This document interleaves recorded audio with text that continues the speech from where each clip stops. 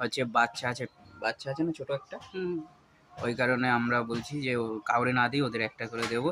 কিন্তু ও সেই বাধা মানে না, আমার মা দেওয়ার আগেই নিয়ে খায়। আর অতিথিরা মেনু ঠিক করে দেয়, এই রান্না করবো। So hey guys, good morning সবাইকে। এখন বাজে 11:15। আর কালকে আমার ঘুড়ি উড়িয়ে অবস্থা বিশাল খারাপ ছিল, এই কারণে আমার হাতে প্রচুর ব্যথা, ঠিক আছে। তো আমি সেই জন্য সকাল সকাল উঠতে পারিনি।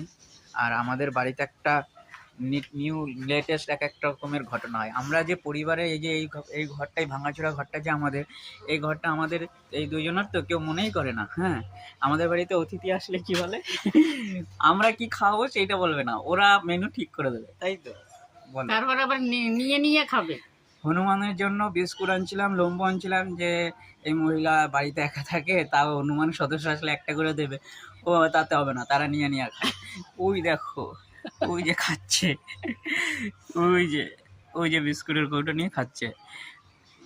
আমার আবার লম্বু দিব ওদের। এখন আবার একটা লম্বু দেবে, একটা লম্বু দেবে, ওইটা খাক। কারণ ওই হনুমানটার হচ্ছে বাচ্চা আছে না ছোট একটা, ওই কারণে আমরা বলছি যে কাউরে না দিই, ওদের একটা করে দেবো।